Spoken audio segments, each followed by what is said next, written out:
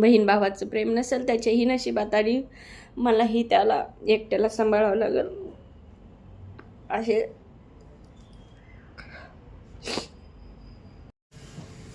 तर नमस्कार, स्वागत आहे परत एकदा माझ्या चॅनलवर तुमच्या सगळ्यांचं. तर तुम्हा सगळ्यांनाच माहीत आहे की मी अशा कंडिशनमध्ये सुद्धा बाहेर गेली होती. म्हणजेच फिरण्यासाठी म्हणा किंवा माइंड फ्रेश करण्यासाठी गेली होती. आणि कोणाला काय समजायचं आहे तेही समजू द्या. तर कसे असतात ना, एक आपल्या जवळचे घरचे जे असतात तसंच एक यूट्यूब फॅमिली झालेली असते जी की आपली फॅमिली असती, काळजी करणारी असती. आणि जसं की मी प्रत्येक व्हिडिओमध्ये सांगते की बाबा, म्हणजे या 1-2 व्हिडिओमध्येच सांगितलेलं आहे की बाबा, जे लोक माझी काळजी करतात त्यांचं प्रत्येकाचं आपलं पर्सनल कॉन्टॅक्ट वगैरे नसतो. तर त्यांना व्हिडिओमधनंच माहिती होत असतं की आपण कसे आहोत, कसे नाही, असे बरेच प्रश्न असतात. तर मी बाहेर गेलेला एक व्हिडिओ टाकलाच होता की मी म्हणजे गेल्याच्या नंतर टाकला होता, मी बाहेर आली वगैरे म्हणून, आणि ठीक आहे म्हणून वगैरे नाही का. तर हा व्हिडिओ पण मी तिथं तर थोडं थोडं शूट केलेलंच आहे. म्हणजे जे की आम्ही गेलो होतो सगळ्यात म्हणलं तर मीच व्हिडिओ करणारी होते, म्हणजे रील्स म्हणा किंवा काय. आणि त्यात तब्येत बरोबर नसल्यामुळं मी जास्त काही हे काढलेलं नाही. 4-5 म्हणजे 5-6 दिवस होतो आम्ही. 5 ते 5व्या-6व्या दिवशी माघारी आलो, म्हणजे 6 दिवस तरी असतो. तर खूप मस्त, म्हणजे वातावरणही छान होतं, व्हिडिओ काढण्यासाठी लोकेशनही छान होतं, म्हणजे बरंच काही चांगलं होतं. पण मीच चांगली नव्हती, म्हणजे नाही का. तर असं नॉर्मली जर असती तर अख्खा गच्च मोबाईल भरला असता मी रील्सनी वगैरे. आणि परत इतक्या लांब जाणं होत नाही आहे, म्हणजे जाणं होत नाही आहे किंवा आपण जात नाही आहे किंवा बरेच काय प्रॉब्लेम असतात. आता माझ्या लग्नाला 13 वर्ष झाले असतील. तर त्यामध्ये फर्स्ट टाईम आम्ही फिरायला म्हणजे बाहेर गेलो होतो. आणि त्याला कारणं भरपूर असतील, माझ्यासाठी गेलो म्हणा किंवा इतर काही म्हणा. आणि सगळ्यांना माहीतच आहे की मी कुठल्या डिप्रेशनमधून म्हणजे बाहेर आलेली आहे. सगळ्यांना माहिती आहे. नाही, ज्यांना माहिती नाही आहे त्यांनी माझे पाठीमागचा जो व्हिडिओ आहे तो बघा. आणि माझ्या कसं बोलत बोलत ह्यासुद्धा व्हिडिओमधनं निघेल. आणि जर तो विषय निघाला की मला रडायला आल्याशिवाय नाही राहते. म्हणजे प्रत्येक वेळी असं होतं की काहीतरी आठवतं आणि मला रडायला येतं. तर म्हणजे मी नाही रडणार आहे आता, म्हणजे खूप झालं. म्हणजे आताही मला असं होतं, मी रडली की डोकं दुखते किंवा मग माझा चेहरा जसा की सुरुवातीला सुजत होता तसा सुजतोय. आणि डोकं तर अजूनही दुखतं आहे.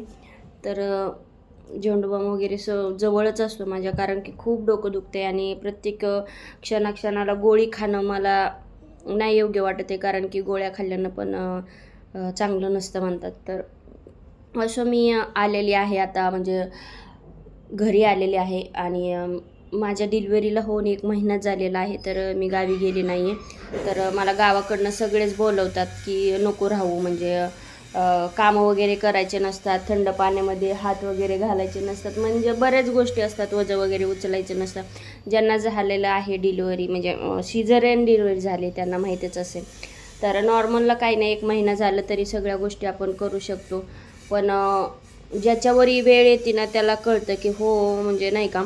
तर जे आपले म्हणजे माझे जे टाके पडलेले आहेत ते खूप दुखतात आणि बाकीच्या गोष्टी होत नाही आहेत, मला करणं होत नाही आहेत. तर मी इथं राहण्यापेक्षा मला घरचे बोलवता येते की तिथं नको राहू, ये आणखी 1 महिना तरी ये.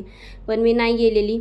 आणि सगळ्यांचा एक प्रश्न असेल की व्हिडिओ बघून आता येईल ते व्हिडिओ टाकल्यावर प्रश्न येतीलच की बाबा नाही का, अथर्व कुठे. तर बऱ्याच म्हणजे त्याचे यूट्यूबचे मामा आहेत, त्यांनी बी विचारलं अथर्वला सोडून फिरायला गेली. तर असं काही नव्हतं. म्हणजे अथर्वला सोडलं अगोदरच, म्हणजे आम्ही जे जायचं होतं त्या अगोदरच ठरलं होतं, अथर्व जायच्या अगोदर ठरलं होतं की आम्ही बाहेर जाणार आहोत. पण मला कन्फर्म नव्हतं, कारण की परिस्थिती अशी होती की मी जाऊ शकत नव्हते आणि आणि राहू शकतही नव्हते. म्हणजे मला तिथं करमतसुद्धा नव्हतं आणि मला इकडं पण यायचं होतं. पण 1.25 महिना झाल्याशिवाय एकतर कुठं जातसुद्धा नाही आहेत आणि ते आपलं उठतसुद्धा नाही आहे जागेवरचं, अशी कंडिशन असते. पण मला तिथं कसं होत होतं की पूर्ण डोक्यामध्ये म्हणजे काय समजत नव्हतं, मला करमत नव्हतं. पूर्ण असं गोल गोल भिंगत होतं, उठली तरी चक्कर वगैरे येत होते, खूप प्रॉब्लेम झाले माझ्यासोबत.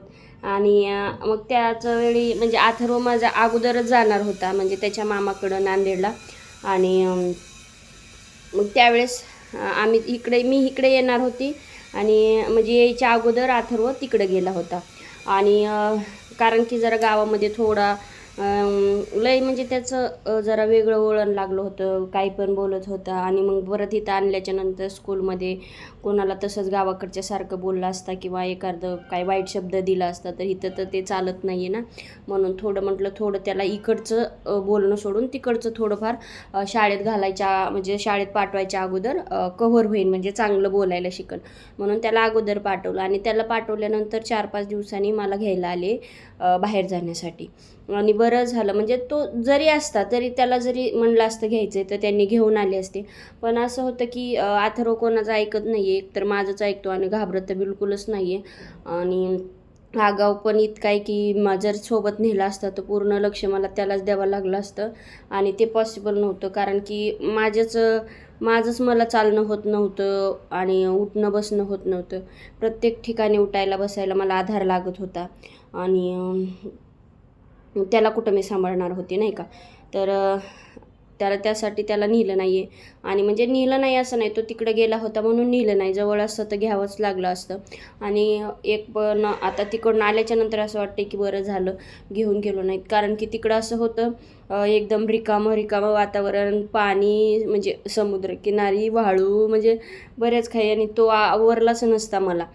सगळं मला म्हणजे पूर्ण माझं सोडून त्यालाच लक्ष द्यावं लागलं असतं. आणि माझी आजूकही तब्येत म्हणजे म्हणजे दुखतंयच माझं, मी काही नॉर्मल नाही आहे. डोकं वगैरे तुम्हाला म्हटलं की सारखंच दुखतंय. आणि त्याच्यासाठी पण इथं पण नाही आणलं. मी म्हटलं की आता चाललं आहे त्याला आणायचं शाळेत जाण्यासाठी. तर मी म्हटलं माझंच होत नाही आहे म्हणजे आमच्या म्हणजे जाऊबाई आहेत त्याच म्हणजे त्याच सगळं करतात असं म्हटलं तरी चालेल. स्वयंपाक इकडची कामं वगैरे त्याच करतात. मी अजूनही बसून आहे. नॉर्मली थोडंसं चहा वगैरे मी करून पिते स्वतःला भूक लागलं तर, नाही तर बाकी सगळं त्याच बघतात. आणि त्याला आणलं ना की मग सकाळचा डब्बा वगैरे, परत शाळेतून आलं की मला वाटणार की ह्याने अभ्यास करावा, तो अभ्यास करणार नाही आहे. त्याच्यासाठी अजून 10-15 दिवस तरी नाही आणणार आहे. असंही त्याची स्कूल वर्षाचं वाटोळं झालेलं आहे. आणि पासिंगपुरतं काय आता होईल म्हणजे टीचर लोक सांगतील वगैरे, एवढं काही जास्त म्हणजे हुशार नाही आहे. पण असो, जसा शिकेल तसा शिकेल. आणि आता त्याच्याकडेच मला लक्ष द्यावं लागेल. सगळ्यांचं ऐकून एकाला दुसरं म्हणून खूप प्रयत्न केला होता मी. आणि त्याच्याही नशिबात नसेल की म्हणजे बहीण भावाचं प्रेम नसेल त्याच्याही नशिबात, आणि मलाही त्याला एकट्याला सांभाळावं लागेल असे. तर असो आणणार आहे मी लवकरच अथर्वला इकडं, पण थोड्या दिवसांनी आणणार आहे. कारण की मलाच अजून नाही जमते कुठल्या गोष्टी करायला. आणि मला गावाकडूनही जावं वाटायला लागलं. कारण की ज्या गोष्टी जिथे घडल्यात म्हणजे लोक खूप येतात. म्हणजे गावाकडचं कसं असतं, सुखाच्या वेळी नाही पण दुःखाच्या वेळी सगळे धावून येतात, सगळे प्रेमाने. मग एकमेकाला कोणी बोललं जरी नसलं ना तरी गावाकडं लोक येतात बघण्यासाठी, भेटण्यासाठी. मग आलं की तोच विषय, कसं झालं काय झालं. आणि इथंसुद्धा माझे खूप म्हणजे आहेत आपण जोडलेले नाते, म्हणजे मैत्रिणी वगैरे. पण कोणाला माहीत नाही की मी इथं अजून आलेली आहे. नाही तर सगळे म्हणजे भेटायला वगैरे येतील. आणि ऐक्यात तर मी काय बाहेर पडू शकत नाही आहे, म्हणजे मी पडणार नाही आहे किंवा नाही का. आणि सांगितलं पण नाही मी कोणाला आले आहे म्हणून. तर असं आता एकटीच आहे घरात. मिस्टर पण गेलेले आहेत म्हणजे कामावर. आणि खरंच सुरुवातीला खूप त्रास झाला, पण ज्यावेळेस त्यांनी मला म्हणजे बाहेर घेऊन गेले, खूप म्हणजे खूप सांभाळून घेतलं. आणि मला म्हणजे अपेक्षाही नव्हती की खरंच त्यांनी मला एवढं सांभाळून घेतलं. म्हणजे खूप सांभाळून घेतलं मला त्यांनी. तर सगळ्यांना एकच सांगते की मी ठीक आहे आणि लवकरच मी जिकडे फिरायला गेली होती तिकडचे पण माझे म्हणजे शॉर्ट व्हिडिओ आहेत, म्हणजे थोडे घेतलेले. आता ते मलाही माहिती नाही, कारण की प्रत्येक ठिकाणी वेगवेगळे घेतलेत आणि कसं काय होईल, म्हणजे कसे व्हिडिओ हे एडिट तर मला जास्त करता येत नाही. मी काय करत असते, एडिटिंग म्हणलं की जो आपल्याला भाग नाही आहे तोच डिलीट करते, त्याला फिल्टर वगैरे काय लावता येत नाही. जो नॉर्मली आहे तोच उचलते आणि टाकते, असं असते करते मी. आणि तसंच करणार आहे. म्हणजे बघू आता कुठनं कसं ट्राय करल ते व्हिडिओ एकत्र करायची आणि लवकरच ते व्हिडिओ टाकल. तर सगळ्यांनी असा छान सपोर्ट राहू द्या. म्हणजे सपोर्ट म्हणण्यापेक्षा तुम्ही सगळे माझ्यासोबत आहेत ना, आणि जे प्रेमाने विचारता की ठीक आहेस का, त्यातच खूप आहे. तर भेटू नेक्स्ट व्हिडिओमध्ये. तोपर्यंत